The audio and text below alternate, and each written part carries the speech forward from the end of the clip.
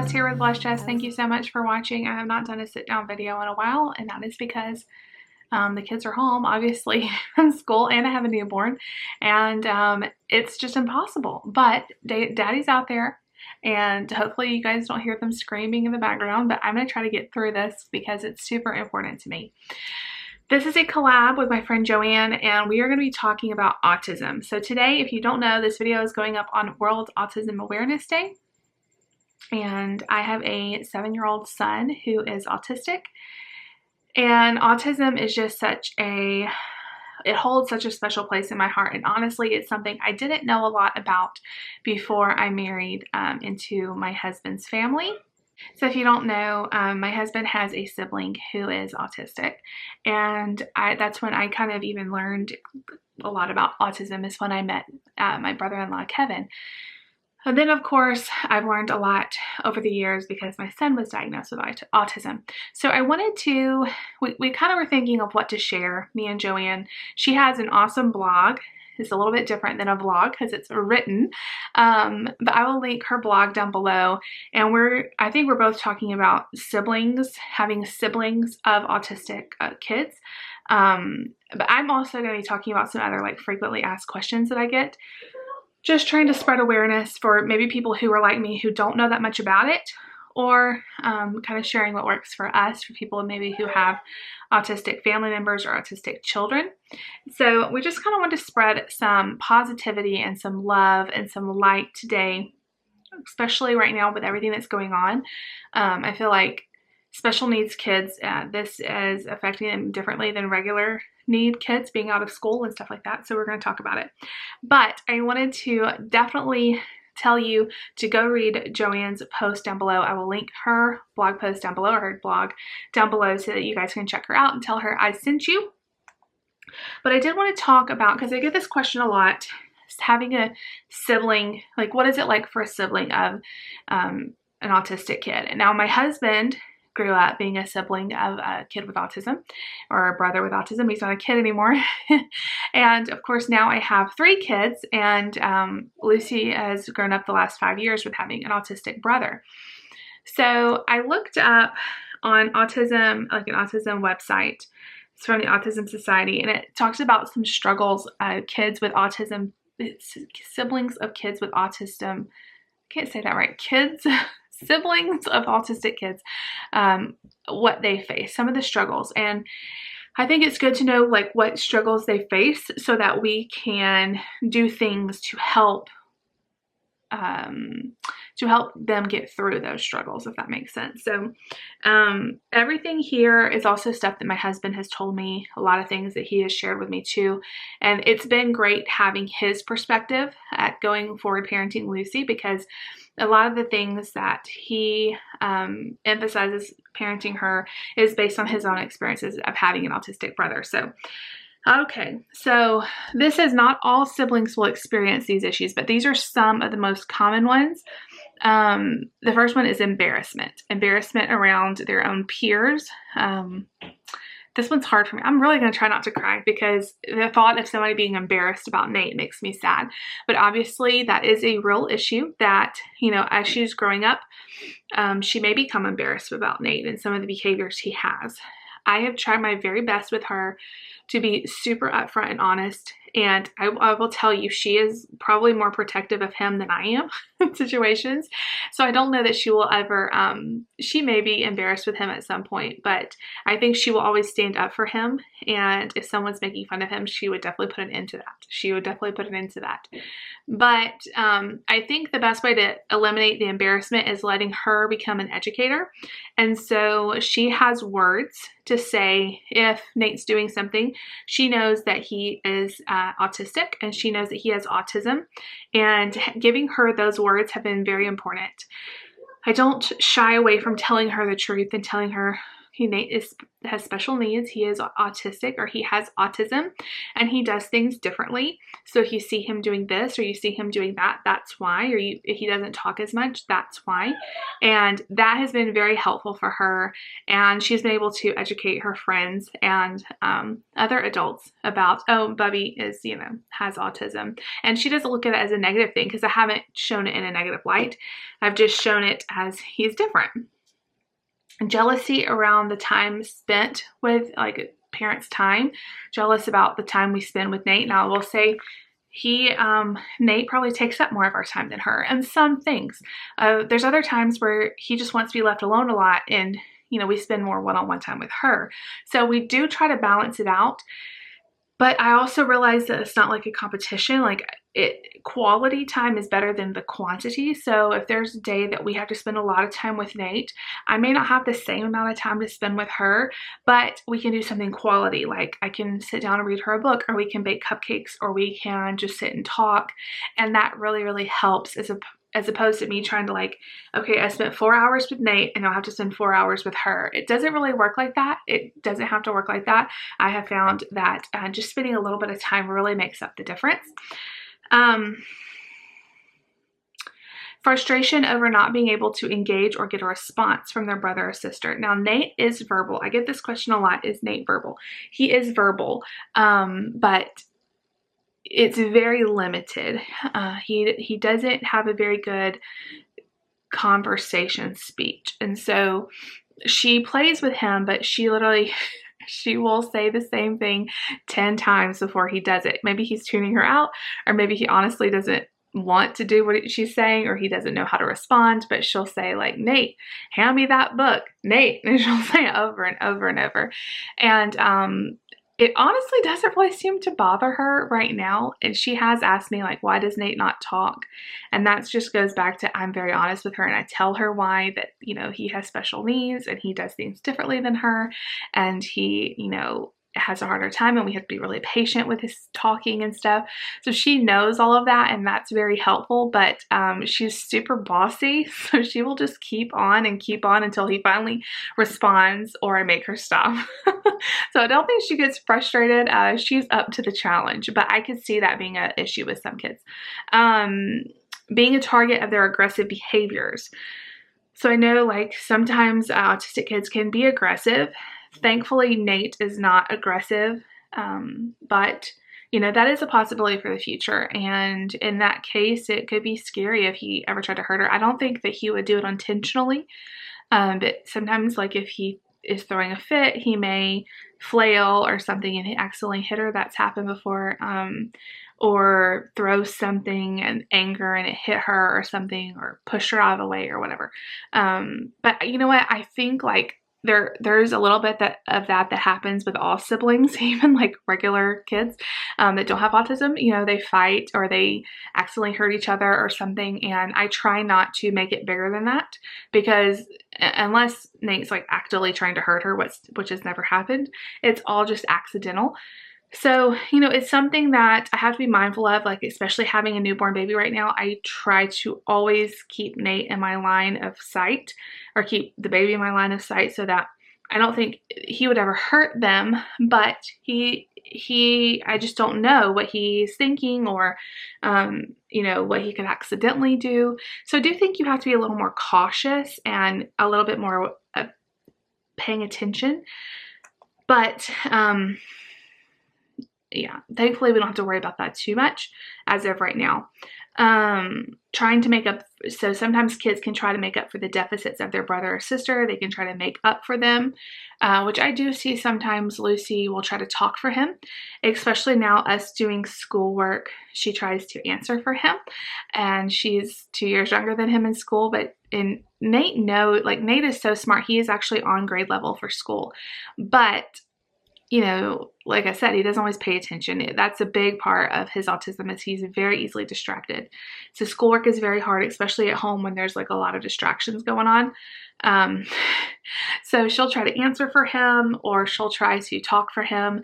And I just have to constantly remind her, no, he has to try, he has to do it, and don't tell him the answers. I always, like, give her the look, like, let him answer. And I know she's just trying to help, but we've got to teach both of them, like, he can do it, and she's been a lot better at that. And then the concern, sometimes kids feel the concern for their parents' stress and grief. I try my very, very best to stay patient and not to let any of the kids see us being frustrated. Now, are we perfect at this? We are not perfect at this. And sometimes we get frustrated because we've had to say the same thing 100 times, or he's not paying attention, or for whatever reason, whatever else is going on. And autism is hard sometimes. But I don't think that she sees, at least I hope she doesn't see our stress over it any more than our stress over any of the other things the kids do. But I do think it's something that, you know, talking about it, if we have an issue and we're trying to figure out as a parents what to do in a certain situation, David and I try our very best to talk about it in private and to talk about it maybe when the kids are asleep or something, or in another room, so that we don't stress them out over, because I know, like, being a kid, your parents being upset is the worst thing. It just feels like, it just makes your stomach hurt for them to be upset. So I don't want them to feel that. And then I think there's one more, concern over their role in future caregiving. So this would be like, one day, you know, if we're unable to care for Nate, that, you know, the burden would be on her. I do think this has come a long way, and there's group homes and there's stuff like that for autistic kids who they're not a burden to their family. They're able to be a little bit of independence there, and there's things. I don't like thinking about that. Nate's only 7, so I don't like thinking about that. Who knows what the future holds? I hope he's able to, you know, live a life where he doesn't have to be in a caregiving role or have a caregiver, but we don't know, and more than likely he will have to have some sort of support. But I do want Lucy to know that I want her to live her best life, and I want her to look after her brother, and I want her to love her brother, and I want her to be there for him. But at the same time, like, I want to have a place for Nate, or I want him to have a future for him, and I want her to have a future that makes, you know, God's plan for her come true as well. So it's something to think about in the future, and I definitely see where that could be a stressor. But we choose to believe that God's in control and his plan is perfect, and he has a perfect plan for Nate, and he definitely has a perfect plan for Lucy and for Mark. And, you know, we don't have to worry. That's the good thing right now. Like, you know, the world is all kinds of crazy right now, but we don't have to worry about the future. God says just to think about today and get through today. Tomorrow has its own worries, and there's a certain thing about being prepared, but worry doesn't help. Fearing about that doesn't help, and there's nothing we can do right now to prepare for Nate one day moving out on his own or whatever. So I just choose not to think about it. Okay, so I want to talk about that, but I also wanted to ask you guys if you had any questions about autism. I'm not an expert by any means of the situation at all. I may say something wrong. This is just a mom's talk here, but I put a little feeler out on Instagram to see if you guys had any questions for me. And I did get some. So I thought I'd just go through them really quick on this World Autism Awareness Day. And I could talk to you guys maybe some questions you had. I did want to talk about being a sibling of an autistic kid, because maybe, you know, you have a child that was diagnosed with autism, but you have a child as well that doesn't have autism, and it is a totally different thing parenting both. Like I said, all of those things I talked about, we're very aware of them, and we try our best to mitigate them and to lessen them by doing the things I suggested. So we're not perfect at it. Okay, so let's answer some questions. Here's the first one. What do you think is the worst on autism? What's the best? I think they're saying, like, what's the worst part about autism and what's the best part about autism? That's really hard. I think the worst for us is honestly not being able to hold a conversation. Now, Nate can talk, and we are so thankful that he can, like, answer, like, very simple questions. He can tell us, like, what he wants. He can tell us if he's hurt. He can tell us, like, very short sentences, and he can answer us on schoolwork questions and stuff like that. But he cannot hold a conversation. I can't come to him at the end of the day and say, okay, what did you do at school today? Like, he cannot answer that. So that's really, really hard. The best part about it, and I love that there are positives about autism. Nate is so smart.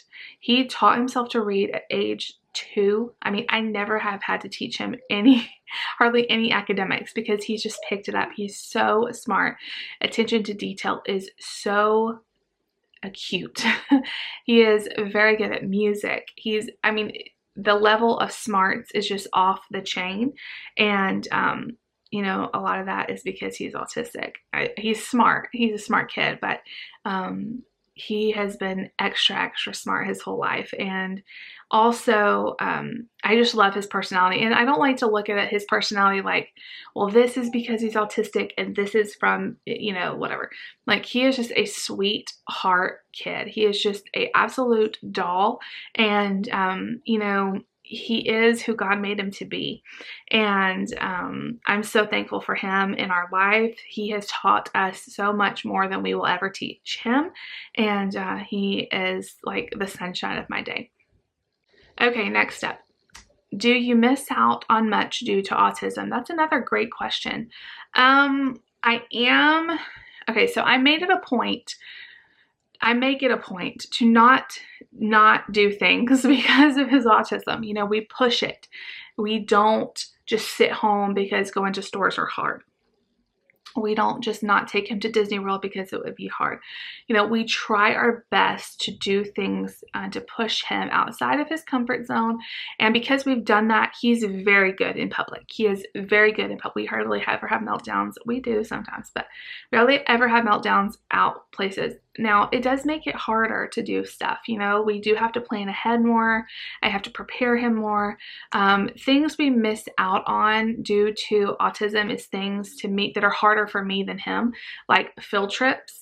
He doesn't really go on field trips because, it depends on where they're going, but he doesn't really care about them. All of the kids being in a very loud, crowded bus environment, then going to somewhere where they're all crammed watching a show or whatever, it's really hard. But for me, I feel like he's missing out. He doesn't care at all. He would rather be at school. We have to miss out on like friends' birthday parties, him even having friends, because that social aspect, he doesn't really make friends. You know, he has not siblings, he has classmates and stuff, but he doesn't care about them that much. And he definitely wouldn't call them their friend. Like, he doesn't interact with them. And he social distance. So even before it was cool to do that. And so I feel like he's missing out on things like that, but he is happy and he doesn't care. So as a mom, I have to miss out on him being social, him having friends, him being able to do like normal kid things like go to field trips or, you know, I also have to miss out on hearing about his day, and that's kind of painful, obviously, as I'm crying. You know, I have to miss out on the interactions, the normal interactions I feel like he would have as a big brother to a newborn baby. You know, he does things in his own way, though, and then we have to celebrate that. And I will say, like, if your kid has been diagnosed with autism, I say this all the time, like, don't focus on all the things they can't do. Celebrate what they can do, and your focus totally changes. And don't compare your kid to other kids. Don't compare like, well, a normal 8-year-old would do this and my 8-year-old is doing this. Like, that will just trip you up. Don't do that. But in terms of what we miss out on, it's more stuff like that. It's more like the interaction. But like I said, he's happy and he's not sad about it at all, so why should I be, you know? Would you wish to skip a day of autism just to see Nate's normal personality? I don't really know. That's an interesting question. I don't know, because I feel like his personality is because of autism. Like, that's who he is, and maybe I shouldn't feel like that, but that's just like, I don't know. It just seems weird to think of him without autism because that's how God made him. But I don't know. I think it would be too painful to like skip one day and then have to go right back to having him back with autism. Not that autism is bad at all.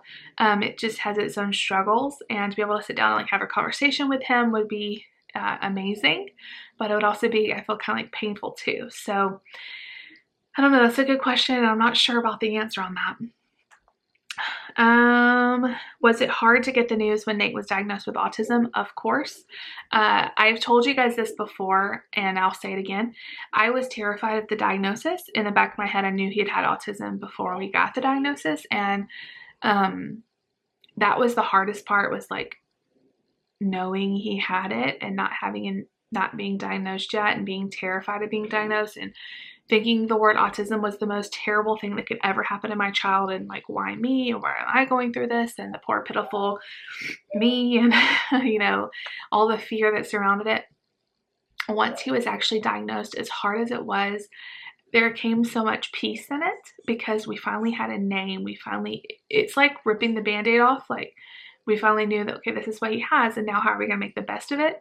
And it opened so many doors, and I didn't realize it would happen like that. It opened so many doors to get him help, and to get him in the school system earlier, and to get him therapy and stuff like that. And so it was actually the best thing that ever happened to us, is him being diagnosed with autism, because he was able to get help. And so are we. How old was Nate when you found out he was autistic? I would say a little bit before 3. We were pretty sure. When he was around 2, we knew something was up, because he wasn't maintaining eye contact. He wasn't having conversations with us. You know, at first you think, well, he's just not speaking because he's a boy, and you know, he just isn't talking a lot.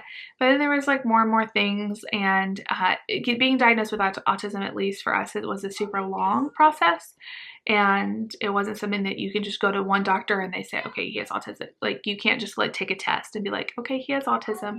It's more of there's all these appointments with all these different specialists, and they have to watch his behaviors and stuff. And so it was a very long, probably 6-month process to get him diagnosed. But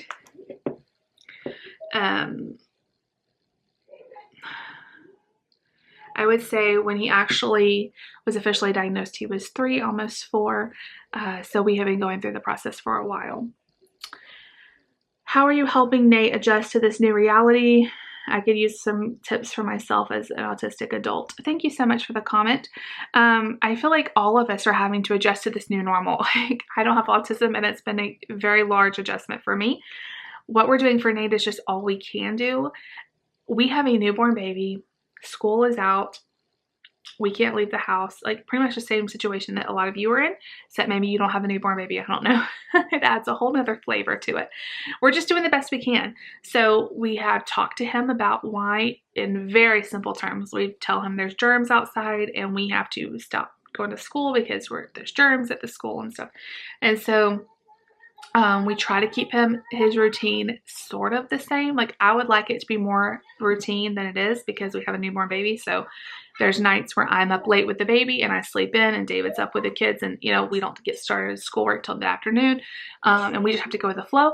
But we're doing his schoolwork at home, so that routine is there. We're trying to keep him in bed, you know, get him to bed at the same time every night. That really helps him. Letting him have rewards like extra computer time once he does his schoolwork has really helped him be motivated to do his schoolwork, stuff like that. But it has definitely been hard, and it's not been going perfectly, but he's doing really good. What's the best way to make a child with autism feel included, even if they seem uninterested? That's a great question. I would say, like, don't force it. Don't force the inclusion. There's been times where I have something I really want everybody to do, and I force it, you know, and it just blows up in my face.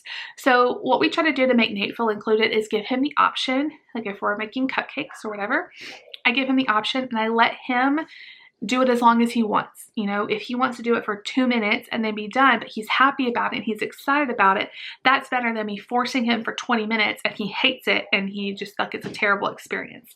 So I would say don't force it. Give them the option to be included, but then be okay if they don't want to do it, or if it takes them like a shorter amount of time than you want them to be. Just giving them the option. Like, when we have family gatherings, he has the option to be around us and around everybody, but if it gets too much, he has an option to leave to another room that's quieter too. So being okay with letting them lead, I think, is the best way to help them feel included. Okay.